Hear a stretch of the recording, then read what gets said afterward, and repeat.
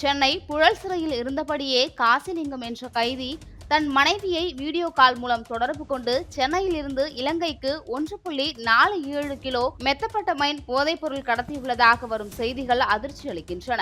விடியா திமுக ஆட்சியில் போதைப்பொருள் புழக்கம் கட்டுக்கடங்காமல் இருக்கும் நிலையில் சிறையில் இருந்து ஒரு கைதி போதைப்பொருள் கடத்தலில் ஈடுபட்டிருப்பது சட்டம் ஒழுங்கு சீர்கேட்டின் புதிய உச்சம்.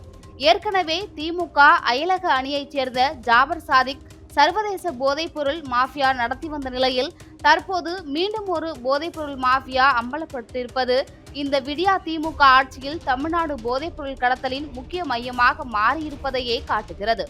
போதைப்பொருள் புழக்கத்தை தடுக்க எவ்வித நடவடிக்கையும் எடுக்காத திரு M.K. ஸ்டாலின் அவர்களுக்கு எனது கடும் கண்டனம் என எடப்பாடி தெரிவித்துள்ளார். மேலும் தமிழ்நாட்டில் இயங்கும் போதைப்பொருள் கடத்தல் அமைப்புகளை முற்றிலுமாக ஒழிக்க வேண்டும், இல்லையேல் போதைப்பொருள் புழக்கத்திற்கு பொறுப்பேற்று விடியா திமுக முதல்வர் ராஜினாமா செய்ய வேண்டும் என ஸ்டாலின் மீது கடுமையாக குற்றம் சாட்டியுள்ளார் எடப்பாடி பழனிசாமி.